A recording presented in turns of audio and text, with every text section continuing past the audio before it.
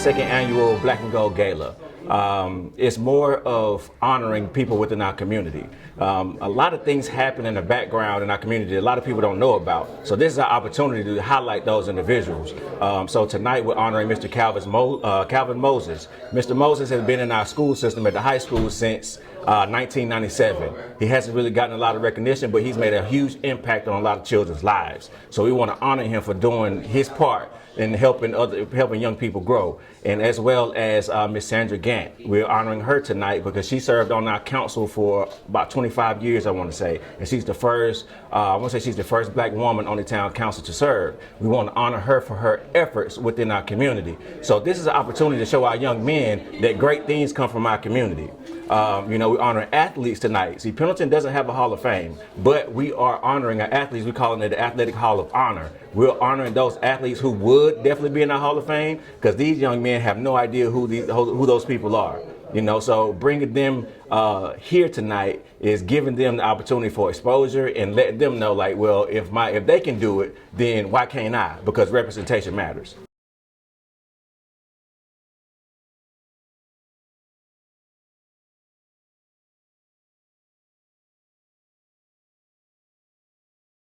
And I saw you having a ceremony pinning the young rhinos. Tell me what that's about. Basically, that's the graduation ceremony. You're coming from being a young man to a rhino. A rhino has a stature to it. I'm a man now. I'm a man of tough skin. I'm a man of that represents something. So our junior rhinos from last year, they got pinned last year for our graduation process. So what they're doing is now they're going to pin the new rhinos. So it's almost like graduation of grades, so to speak.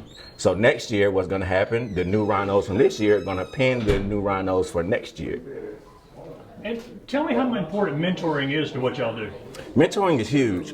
None of us got to anywhere to this point by ourselves. It was always somebody that kind of helped push us along at some point. The gentleman that I'm in this organization with, I grew up with my father. He was a big part of my life. But the gentleman I was in this organization with, they had fathers as well, and some of their fathers pushed me along. They kind of gave me different nuggets that I didn't get from my own household. So everybody has a different way of living, and by all of us coming together and pouring into our children, we can give them different nuggets that they won't be able to get from somewhere else.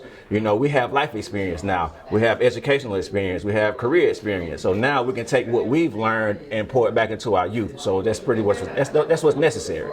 The people I've talked to who've heard of y'all, you've got a great reputation in the community. For the people who've not heard of y'all, tell them what y'all do and how y'all got started. Well, the Pendleton Rhinos, we're a nonprofit organization based here in Pendleton, which is our hometown. We've all branched out and done many different things. There's 13 of us total, all from Pendleton. And we saw a need in our community of young men needing something to look forward to, something of positivity.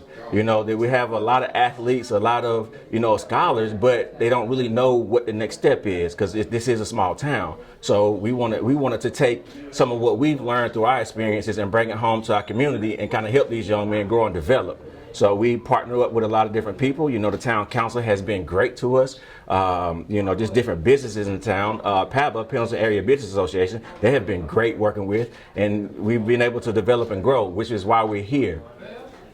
And why do you spend so much of your time working with this organization? Has it been a blessing to you? I spend a lot of my time here because other people spent their time with me. I would not be who I am without some of those individuals. And it's fulfilling. To whom much is given, much is required.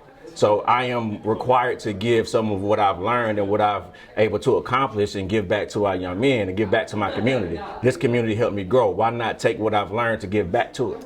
Well, since my dad became a rhino, it's like I'm a rhino, but I just help my dad with the stuff that he does, And he says you help him. How do you help him? I help, for example, this gala, I helped set up some stuff, clean up some stuff, Yeah. Yep. So, we do toy drive, food drive. We also do a voting drive, I think. Yeah, the voters registration. Voting registration, yeah. Yep. A lot of young men your age are just out playing. Why do you spend time helping with this? I just like to help people and just it's what I do. Tony, how'd you get involved in this? Well, I got involved. I got invited by the guys to get to know the group and find out what they were doing. And once I found out there was a mentorship part of it, that was something that I really wanted to get involved in. I'm currently the director of mentoring for the Rhinos. And mentoring played like a very vital part in my life as far as getting myself together. I have an interesting story. I failed 3 grades going through school, 6th, 7th, and 10th. I had no intentions of even becoming a college graduate, and it was mentorship that got me to that point of becoming a Clemson graduate as well as a USC. And so when I found out I had the opportunity to come back and give back to my community and work with these young men, the same way I had people work with me and pour into me, that got me to the point where I'm at in life. And so I just couldn't pass that opportunity up. Have you seen lots of success stories in the mentoring and the things you're doing? Definitely. We've had guys, we had one young man who, to start the year, he was struggling and failing, and he actually turned it around and passed with honors. We've had other young men who they reach out to us, even sometimes before they reach out to their families, and so we've been able to see how having that connection with them has started to steer them in the right direction. We have another young man in here. We've had a workshop on stocks and banking, and he took the lead in that. We even ended up having him do a workshop for the guys on how to purchase stocks, and he's just a freshman in high school. And so we really are seeing now the fruits of our labor that we poured into the program. How has this benefited you personally, given your time? Because time is one of those things we don't have a lot of. Yeah, so I think it benefits me personally because, again, I feel like my calling in life is to give back and to serve other people. 2, I'm an educator by profession. I was an assistant principal this past school year, but I was able to interview for a position to be coordinator for the elementary virtual program for the school district I work for. And a lot of the questions they asked me on the interview, I shared what I did with this program, helping build the mentor program. And so I feel like this has benefited me not just from what I've done with the guys mentoring them, but also professionally. What does this event tonight do to encourage people who are involved? I think it does a lot. It relights that fire for us to continue to do what we're doing. We get a chance to go back and highlight and look back and reflect on the year and the things we've done to help the community and help these young men. And I think it just gives us a chance to see that really if we continue to put that effort in being change agents in our community for something positive, that the benefits are there. It just, like I said, it just relights that fire. This is Caden Christensen. He was a part of our original Rhino group. He was a part of the first class among some of the other guys out there. And Caden actually is one of our scholars that we're trying to push forward. Caden has the highest GPA probably in the school. Would you say that? Not in the school. I'm second in the Pendleton Football Association. I'm probably around 12th in my class, probably. 12th in your class? Yes. Yeah. Well, I stand corrected, but tell them what your GPA is. You can go from here, man. I have a 4.933 GPA. How in the world is that 12? That's what I'm trying to figure out. I got involved because Don Peppers just came up to me. He said, Caden, we're starting this group, and I think you would be a really big part of it. And obviously, Don being the figure that he's been in my life, obviously, I'll give it a chance. And it's here, and it's a really great organization. It's allowed me to learn from some of the younger guys that have come up and grew up in the area that I grew up in, and it's just really good for me and the other African American males in the community. What do your friends think about it when you tell them what you do here? They think that's cool. They want to get involved. They say, Caden, can you set me up? You know what I'm saying? Like, it feels good to be able to come out here, put on a suit, look good, and show yourself off. You know what I'm saying? Do you think this is sort of planting seeds that as you finish school and get out in the real world, you're going to keep volunteering and working in the community? It definitely is. It lets you be able to start, gets you a start in being able to work and better your community, which is something that I've always wanted to do as an individual. That's just the type of person that I am. And it's good to see older men that came out of where I came out of reaching back and helping other people like me. This is another one of our young men, Mr. Jamari Johnson. Jamari is one of our first class junior Rhino members, and he's actually my mentee, so I have direct contact with him on a regular basis. To show you how the connection started, his mother and I actually was in school together, and we actually marched on the same marching band. So I'm very familiar with who he is as a young man, his grandparents, his parents, and yeah, he's doing well with our organization. I learned how to be a man, especially with this gala. They taught me so much. Even I got in trouble like twice last year in school, and Jazz was the first person I called, and he helped me through it. So he's like really giving me characteristics I can take to go with me in life and be a man when I grow older. Have you told your friends about this group and all the stuff you're doing here? Yes, I told all my friends about this group. What do they think? They think that it's cool that I'm like taking a step to do better for my community and upbring us and bring us back to how Pendleton used to be, a great place where everybody can come and just have fun and just be themselves.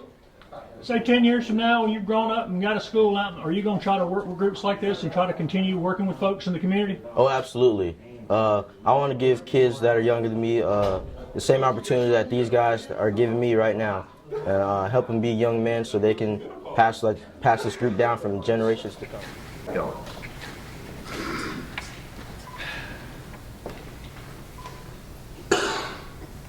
Do not dwell in the past. Do not dream of the future. Concentrate the mind on the present moment. For the present moment, this elegant evening, this brief moment of consciousness is a gift that we as one human family are sharing in together. Ladies and gentlemen, distinguished honorees, honorable government officials, our bright and talented youth, I bid each and every one of you good evening. I just want to say it's good to be home. I miss Pendleton.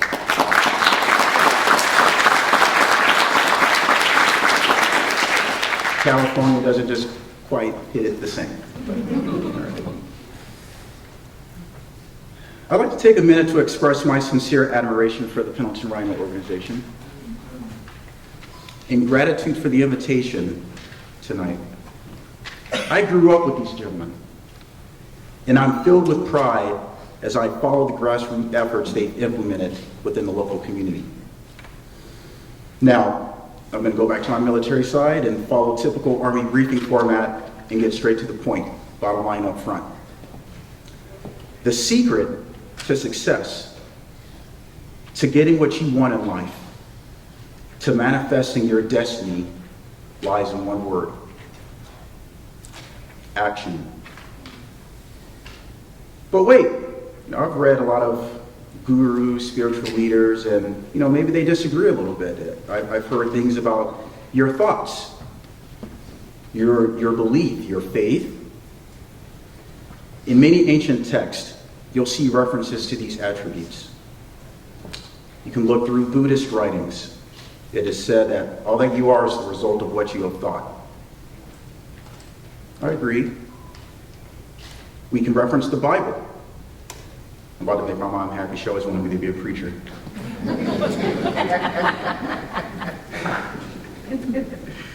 Mark 9:23. If thou can believe, all things are possible to him that believeth. I agree. So how can I say action is actually the secret? Let's go back to the Bible. James 2:20 summarized. Faith without works is dead. Faith without works or action is dead. A couple of verses before that, it is said, show me thy faith without thy works, and I will show thee my faith by my works. See, thoughts and faith are the seeds of manifestation. This is true. But action provides the sunlight, the water, the nutrients needed for that seed to grow. These Rhino gentlemen had a vision of what they wanted to see in this community, and they took massive action. they execute it. They're bringing focus with intention and unifying the community, which is essential for any meaningful change. Because it's important, communities must guard against division. If you want to conquer a people, then divide them. The most effective way to enslave isn't through shackling the hands and feet, it's through shackling the mind. The most effective way to overpower a group is to keep them weak and sick. And the way to divert attention from all of these tactics is to keep them entertained. I went deep early, I know, bear with me, enlighten it up a little bit. It truly is an honor to be standing before you tonight, and I can only hope to leave you with a fraction of the value that I've gained from your presence by sharing some of my insights and experiences with you. Primarily to the young men in the audience today, the junior rhinos. Your futures are so bright, and if my example can serve even as the slightest beacon to help you navigate your journey, then I'll consider this talk a success. I think every good talk has the ability to bridge the speaker's experience with the listeners. We're all human, and under normal circumstances have the same capacity for sorrow, joy, anger, a whole spectrum of emotions that connect us all in this shared human experience. And so the origins of my story probably sound just like yours. Some of my earliest memories of the hometown, P-Town, include, see, I am a local, right? Yeah. Include attending the old Pendleton Elementary School, playing basketball in the iconic doghouse. I can still smell the wood in that place, right? Just think about it, right? Yes. I can still remember attending the Spring Jubilee in the town square, spending summers at the center, where I and many, if not all, the Rhino men played in our youth. I distinctly remember, and Don, I don't know if you remember this, Don taught me how to post up. Yeah, I remember, to this day. He was like, you need to get your elbow in there, provide space, shoot back and shoot the shot. This is a true story.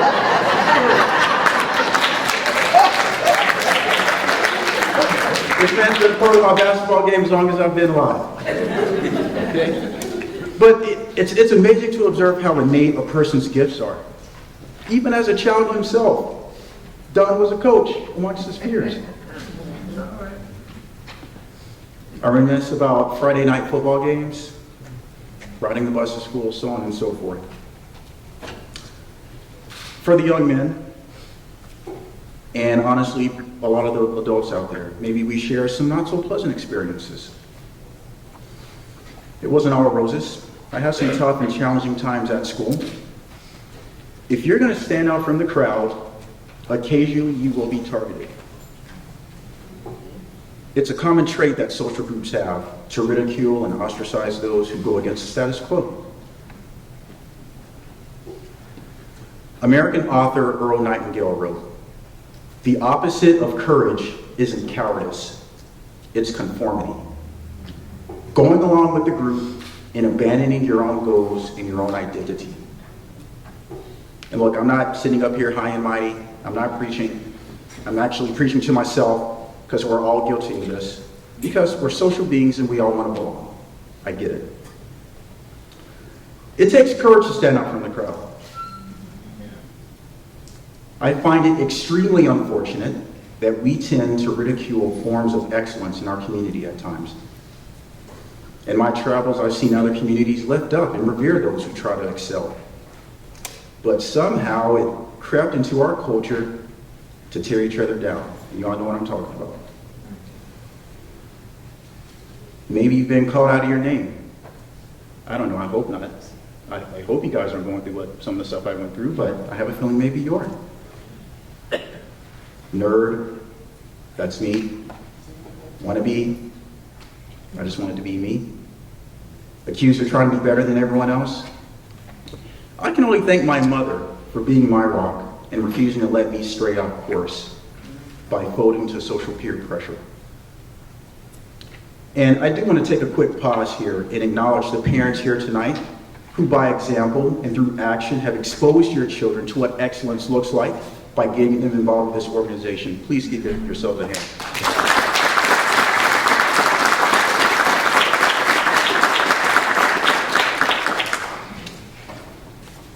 See, for me, excellence was not a request. It was instilled as an expectation. I expected myself to excel, and that mentality will always expose you to attack from anyone feeling threatened by your life. Young Kings, I'm here to tell you that this evening, if you are facing these challenges, it will get better. It gets better, believe me. It gets good. Understanding this fact will hopefully give you some comfort in those times when you are being singled out. Now listen carefully. No one who is doing more than you will ever belittle you.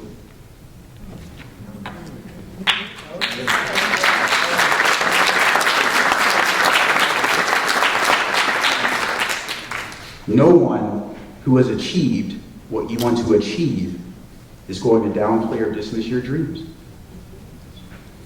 So with that understanding, don't develop hate in your heart and resentment towards your aggressors. Develop compassion and sympathy and know that their attacks are not a reflection on you. It's really a reflection of some internal struggle or battle within themselves. This is a deep lesson, one that many adults, including myself, struggle to grasp. But when you're ready to understand, this knowledge will give you the power to overcome. My ask of you is to embrace the challenges and struggles that come before you, because they will prepare you. There are positives that are born out of struggle, if directed appropriately. The struggle of progressively training your body with resistance will make you strong. Struggling in practice will prepare you for the big game. The struggle of long hours of study will prepare you for the big test. These are the top results. It is the top results. I agree. The struggle of dealing with social attacks from your peers will give you the experience to withstand the attacks you'll receive out in the world from strangers. For there are many times in the future that you will be tested physically, mentally, emotionally, spiritually. Every time I step on the Ninja Warrior stage, I'm in the spotlight right now, like it's hot. Large audience, camera zoomed in, face on the giant screen for all the world to see, death-defying obstacles in front of me. It can be quite intimidating, and I'd be lying if I said I wasn't nervous, if I wasn't scared. My heart wasn't racing before I got up on that stage. The reason I'm able to perform is through intentional struggle and preparation. You all have probably heard the phrase, fake it until you make it. But there's deeper meaning to that phrase. Faking it means practice. Faking it means to train, to struggle. You must struggle to become competent. Indeed, true confidence comes from competence. When you become competent, you become confident, and then it's easier to be committed towards accomplishing your goal. You must be able to forfeit the comfort of the present to reap the rewards of the future. Young gentlemen, there's a famous Latin saying, translated in English, it goes, fortune favors the bold. I'm sure most of you have heard it. This can be repackaged, I'd like, as fortune favors action. Bravery is being scared of doing what's necessary and doing it anyway. Now, occasional failure is inevitable. I'm a prime example. If you watched the other week, I got wet. I failed hard. It happens. But ascension to success is built with steps of failure. I actually like to use the word or phrase growth opportunities. Every failure is an opportunity for growth. We're almost home, guys. Still there? You with me? Let's take it home. All right. Let's sum up the bottom line. You must act. Don't sit on the sidelines. I'm talking to everyone here, not just the young men now. It's never too late for any of us. Don't waste your potential to make a difference in this world. You stepping onto the arena matters. Your representation matters. There are going to be many times in your journey where you might be the only person in the room who looks like you, who comes from a small country town like you do, who believes what you believe. Don't fear or run away from these opportunities. Embrace them with pride and know that your presence adds value. To make your mark and lead your life, you must get comfortable with being uncomfortable. And to borrow a phrase from motivational speaker and retired Navy SEAL David Goggins, strive to be uncommon amongst uncommon people. Thank you. Only at the Pendleton Rhinos event can you see a real live action figure talk about action. Amazing. Y'all, I just received a message backstage that the Rhinos have a new event that they're going to sponsor this year. You know, a lot of people feed the homeless, so, you know, feed the hungry. Y'all know what I'm talking about? Yes? Hello? Just thinking. Feed the hunger, right? Yep. So Mr. Benson will have his shirt off. He'll be in the lobby table. We're going to start quench the thirst.